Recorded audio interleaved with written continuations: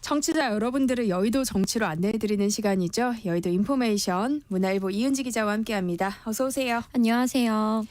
네, 지난 수요일에 치러진 재보궐선거에서 국민의힘과 민주당은 2대2로 사실상 무승부를 거뒀다는 평가가 나오고 있어요.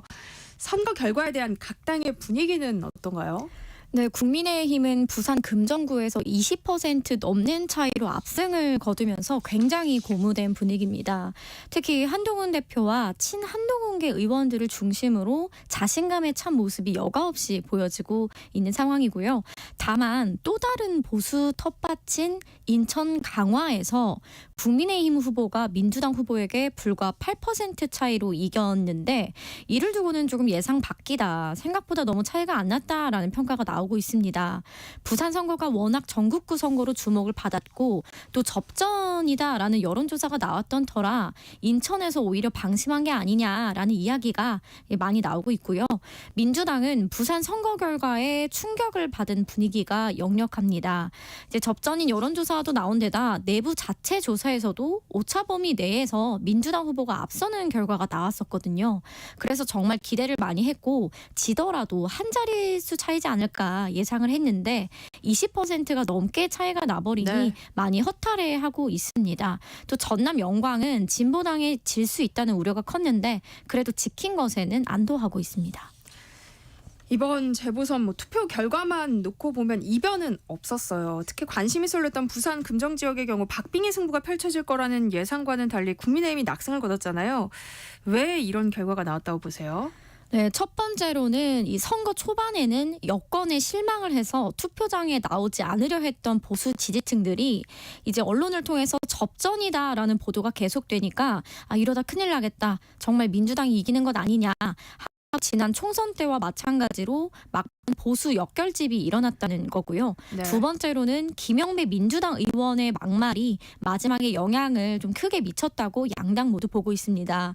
김 의원은 부산 유세 도중에 국민의힘이 이번 보궐선거의 원인을 제공했다라고 비판을 했는데 전임 구청장은 공무 중에 뇌출혈로 사망한 것이라서 막말 논란에 휩싸였습니다. 그리고 마지막으로는 여론조사 자체가 좀 잘못된 것 아니냐라는 이야기가 양당 모두에서 나와요. 이 금정구가 정말 고령 인구가 많은데 여론조사가 대부분 휴대폰으로 이루어지거든요. 그런데 이제 어르신들이 이 여론조사를 휴대폰으로 응하려면 이 키패드를 눌러야 하는데 이걸 좀 어려워해서 여론조사 참여를 실제로 많이 안 한다고 합니다. 그래서 국민의힘이 선거 이틀 전에 유선 전화를 포함해서 돌린 여론조사에서는 큰 차이로 이긴다는 선거 결과를 받았다고 해요. 그리고 이번에 금정구청장 선거에 16개 이제 동에 부산 의원들을 전면 배치해서 총력을 기울인 것도 20% 넘는 차이를 만들어낸 요인이었다라고 국민의힘 부산 의원들은 보고 있습니다. 부산이 보수 지지세가 강한 지역이라고는 하지만 정권 심판론이 한계를 보였다는 점에서는 민주당 고심이 좀 깊어질 것 같은데 어떤가요? 네, 물론 김영배 의원의 막말 영향도 있었겠지만 지역 일꾼을 뽑는 구청장 선거에서 그것도 보수세가 강한 곳에서 너무나 정권 심판으로만 선거를 치른 전략이 잘 먹혀들지 않았다라고 내부적으로 판단하고 있고요. 오히려 국민의힘은 선거 유세 현장에서 지역을 위한 공약 위주의 발언을 많이 했다고 해요. 그런데 민주당은 너무 이제 정권 심판으로 지역 선거를 중앙 선거로 가져오다 보니 오히려 역풍이 불었다는 평가가 나옵니다. 그런데 오히려 또 서울 교육감 선거에서는 정권 심판 정서가 작용했다는 분석이 나오고 있어요. 네, 민주당에서는 서울 민심은 결국엔 정권 심판이었다라면서 서울 교육감 선거 승리를 평가를 하고 있는데요. 국민의힘에서는 조금 해석이 좀 갈렸습니다. 네. 일단 진보 후보는 단일화를 했지만 보수는 단일화에 실패했다는 점. 그리고 선거 캠페인 자체가 진보 교육감 후보는 서울대 교수라는 직함인데 보수 후보는 전 한나라당 의원이라는 점에서 대비된 점도 결과에 영향을 미쳤다고 국민의힘 보고 있습니다. 옛날 정치인의 이미지보다는 중도 성향의 젊은 교육자를 내세우는 게 더 나았지 않았나 그런 평가가 나오고 있고요. 국민의힘 수도권 의원들 중심으로는 최근에 이제 서울 지역에서 이탈 잇따라 총선에서 실패를 하면서 이 서울의 국민의힘 보수 조직 자체가 무너져서 생긴 일이다라는 평가도 나옵니다. 반면에 친한계 일부에서는 한동훈 대표가 6번이나 갔던 부산에서는 크게 이겼는데 서울 민심은 결국 윤 대통령에 대한 실망이 반영된 것이라면서 민주당과 비슷한 해석을 내놨습니다. 네, 또 다른 격전지 전남 영광군수 재보궐선거에서는 민주당이 승리를 거뒀어요. 선거 결과를 두고 여러 해석이 나오고 있다고요. 네, 이제 텃밭인 전남 영광에서 민주당이 승리를 하긴 했지만 과반을 넘지 못했습니다. 이겨도 마냥 웃을 수만은 없는 성적표인데요. 전남 영광군수 선거 개표 결과 민주당 후보가 41.08%였고 진보당 후보가 30%, 조국혁신당 후보가 25%였는데요. 과반 이상이 민주당이 아닌 다른 야당의 표를 준 거예요. 그간 이제 호남의 맹주로 민주당이 오래 자리매김을 했는데 지금 정권 심판 여론이 이렇게까지 달아오른 상황에서 과반을 하지 못했다는 점에서 아쉬운 성적표입니다. 이는 이제 윤석열 정부도 잘못하는데 이재명 대표의 민주당도 이걸 잘 막아내지 못하고 있다라는 비토 여론이 호남에 깔려 있다는 것으로 해석이 되고요. 때문에 이재명 대표로서도 이번 호남 민심은 앞으로 풀어가야 할 숙제로 보입니다. 네, 이번 재보궐선거는 미니 선거였지만 이 선거 결과가 갖는 의미는 상당할 것이라는 전망이 많았는데요. 이번 선거가 여야 대표 리더십에는 어떤 영향을 미칠 걸로 보이세요? 한동훈 대표로서는 굉장히 운이 좋았다 혹은 기회가 왔다라고 이제 평가가 나올 만큼 취임 100일도 안 된 시점에 중요한 선거를 이겼기 때문에 앞으로 당내 개혁을 추진하는 데 탄력을 받을 것으로 보이고요. 대통령실을 향한 당의 목소리에도 더욱 힘이 실릴 전망입니다. 보궐선거 직후죠. 이제 다음 주 초에 대통령과 독대가 예정돼 있는데 이 자리에서도 한 대표의 발언에 더 무게감이 실릴 수밖에 없습니다. 이제 반면 이재명 대표의 경우는 이제 전남 영광에서 좀 신승을 거두면서 대권 과도에 있어서 스크래치가 조금 난 상황인데요. 호남의 지지를 받지 못하는 야권의 이제 대권 주자는 치명적인 약점이거든요. 그래서 제1야당의 의석수에 못 미치는 결과를 받은 만큼 앞으로 윤석열 정부에 대한 대한 정당으로서 면모를 더욱 부각할 것으로 보입니다. 네. 대중정당을 지향하면서 전남 영광 선거에 총력을 기울였던 이 조국혁신당의 조국 대표는 향후에 정치적 입지에 타격이 있지 않겠느냐 이런 분석이 나오고 있어요. 네, 조국 대표가 한 달 살이까지 하면서 전남 영광 선거를 진두지휘했죠. 네. 공을 굉장히 많이 들였는데 진보당에도 밀려서 3위를 했습니다. 원내 12개 의석이지만 이번 보궐선거를 발판으로 2년 뒤 지방선거까지 세를 확장한다는 구상이었는데 이러한 청사진에 적지 않은 타격이 불가피해졌고요. 또 이제 조국 대표의 입시비리 대법원 선고가 올해 안에 난다는 이야기들이 좀 들려와서 네. 그 결과에 따라서도 당이 요동칠 것으로 보입니다. 네, 민주당 이재명 대표는 재보궐선거가 끝나자마자 강원도 고랭지 배추밭을 찾았어요. 이런 행보 어떻게 봐야 할까요? 네, 선거 결과와 상관없이 나는 이제 민생을 먼저 챙기겠다라는 의지를 보여주는 행보입니다. 이재명 대표의 트레이드 마크인 먹사니즘 행보로 볼 수 있는데요. 최근 금배추라는 말이 유행할 정도로 네. 이제 농산물 가격 폭등, 채소 물가가 민생고로 꼽히는 만큼 바닥 민심과 민생을 살피겠다는 겁니다. 윤석열 정부 실정과 대비해서 이제 민생을 챙기는 대한정당 대권 후보로서의 입지를 계속 키워가겠다는 것으로 해석이 되고요. 또 이 지역을 보면 강원 평창의 고랭지 배추밭을 찾았어요. 강원은 보수세가 강한 지역이라서 이제 외연 확장을 꾀한 것으로도 풀이가 됩니다. 대통령실은 이번 재보궐선거 결과 어떻게 받아들이고 있어요? 네, 대통령실에서는 그래도 전통 지지층들이 정부 여당에 한 번 더 기회를 준 것이라고 생각하고 있고요. 내부에서는 여러 가지 이야기가 나오고 있는데 네. 어떤 사람은 윤석열 정부의 4대 개혁이 먹혀들었다라는 낙관적인 해석을 하기도 하고요. 또 이번 선거 결과에 부응하기 위해서 향후 국정 운영을 더욱 잘해야 한다라는 반성적 목소리도 역시 나오고 있습니다.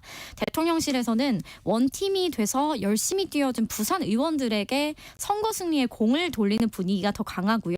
한동훈 대표가 20% 격차에 큰 역할을 했다거나 한 대표의 김건희 여사 비판 발언으로 이겼다라는 친한계 주장에는 동의하기 어렵다는 입장입니다. 네, 이제 관심은 윤석열 대통령과 국민의힘 한동훈 대표의 독대에 쏠릴 수밖에 없는데요. 국민의힘 한동훈 대표는 독대를 앞두고 김 여사의 대외 활동 중단, 대통령실 인적 쇄신, 각종 의혹에 대한 진상규명 협조 이렇게 세 가지 요구안을 제시했어요. 한 대표가 재보선 과정에서도 언급했던 것들이긴 하지만 이번에는 또 당 최고위 회의 자리에서 공개적으로 요구를 했어요. 의미가 좀 달라 보여요. 네, 맞습니다. 그동안에는 기자들과 이제 회의 직후 만난 자리, 이른바 백브리핑이라고 하죠. 네. 그 질의응답을 통해서 이제 말했던 형식과는 완전히 차원이 달라서 이른바 전면전으로 해석이 됩니다. 이제 다음 주 초에 윤석열 대통령과의 독대를 앞두고 여론전을 깔고 가려는 의도로 엿보이고요. 네. 또 독대에서 주도권을 자신이 쥐고 가려는 포석도 있는 것으로 보입니다. 그리고 이번 보궐선거 승리를 통해서 한동훈 대표가 굉장히 자신감이 찬 상황인데요.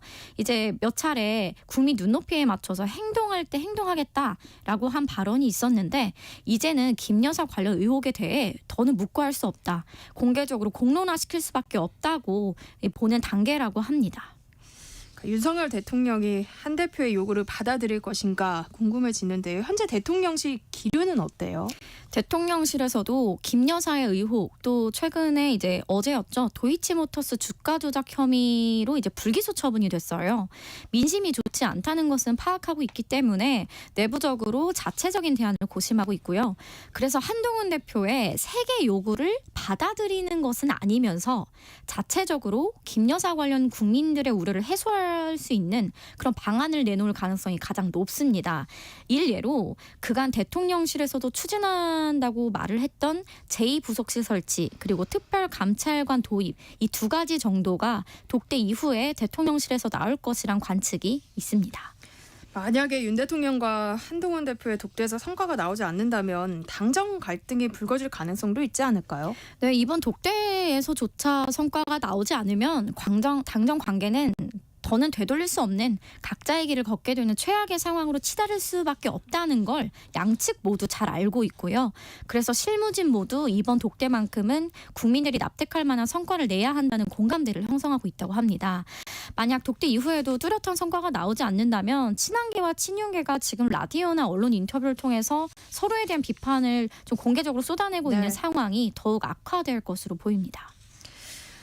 윤 대통령과 한동훈 대표의 독대 일정 다음 주 초라고만 알려져 있는데요. 언제쯤이 될 거라고 예상하시나요? 네, 현재로서는 다음 주 월요일이죠. 21일이 유력한 것으로 알려져 있고요. 차담 형식의 독대로 이루어질 것으로 보입니다. 오찬이나 만찬, 즉 식사가 아니라 차를 마시는 이제 차담을 선택한 것은 보다 밀도 있고 집중력 있는 대화 환경을 조성하기 위한 것이라고 하고요. 또 애초에 정진석 비서실장이 함께 배석하는 안도 대통령실로서는 검토를 했는데 한 대표의 요구를 받아들여서 독대 형식으로 이뤄질 가능성이 높습니다.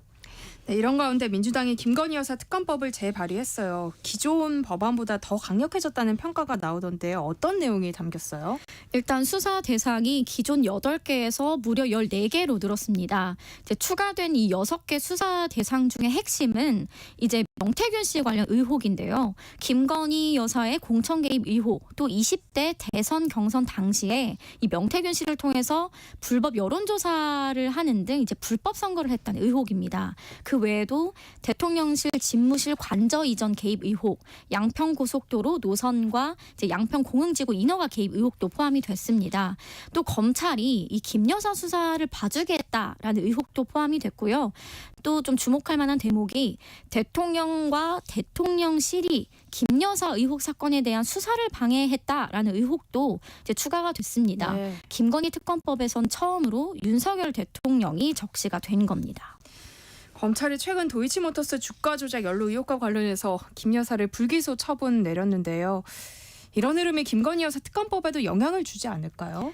네, 맞습니다. 지금 앞서 김건희 여사 특검법에서 4개의 이탈표가 나왔는데 여기에서 4개만 더 이탈해도 특검법이 통과되기 때문에 친윤석열계나 대통령실도 우려가 큰 상황이고요.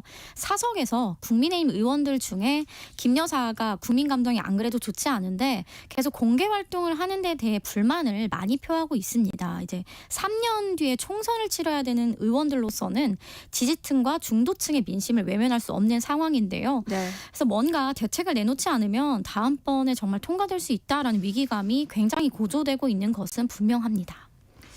재보선이 끝나자마자 또 재보선을 치러야 하는 상황이 발생했어요. 국민의힘 소속 문헌일 전 서울구로구청장이 주식 백지 신탁 결정에 불복해서 사퇴를 한 건데요. 이런 사례는 처음 아니에요? 네, 한동훈 대표가 해당 보고를 받고 굉장히 격노를 했다고 합니다. 네. 어떻게 이런 일이 있을 수 있냐라고 이렇게 분노에 찬 네. 답장을 보냈다고 하는데요. 그것도 재보선 하루 전날이었습니다.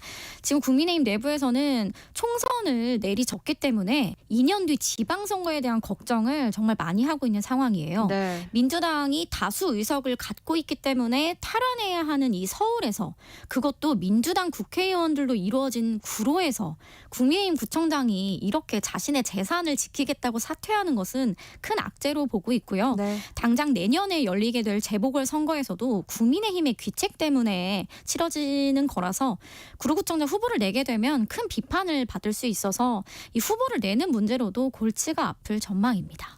네, 여의도 인포메이션 오늘 여기까지 하겠습니다. 문화일보 이은지 기자와 함께했습니다. 고맙습니다. 고맙습니다. KBS 세상의 모든 정보 1부 순서 여기서 마무리할게요.